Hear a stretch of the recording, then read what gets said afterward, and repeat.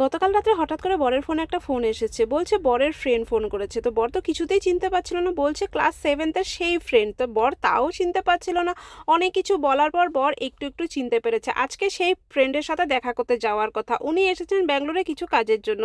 তো আজকে দুজনেই বেরিয়ে পড়েছি ওনার সাথে দেখা করার জন্য। বর তো বন্ধুর সাথে দেখা করার জন্য খুবই এক্সাইটেড, সারা রাস্তা আমাকে বলে বলে যাচ্ছে, জানি না আমার বন্ধু কি করে, জানি না দেখতে কেমন হবে, এত বছর হয়ে গেছে, চেহারা তো অনেকটাই চেঞ্জ হয়ে গেছে, আমাকে চিনতে পারবে কিনা, এইসব কথা বলে বলে আমাকে নিয়ে যাচ্ছিল। তারপর রাস্তা থেকে কিছু খাবারও নিয়ে নিলাম। উনি একটা হোটেলে স্টে করেছেন, বেশি দিন থাকবে না, প্রায় 2-3 দিন থাকবে, তাই আজকে দেখা করতে যাচ্ছি।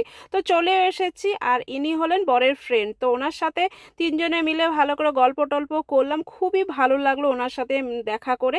তারপর বাড়িতে চলে এসেছি, এসে দেখি মা রান্নাবান্না কমপ্লিট করে নিয়েছে, পনির আলুর তরকারি ডাল করে। খাবার টেবিলে বসে বরের সাথে একটু হাসাহাসি করছিলাম, বরের বন্ধুকে নিয়ে আর বরকে নিয়ে। দেখা হচ্ছে তোমাদের নেক্সট ভিডিওতে।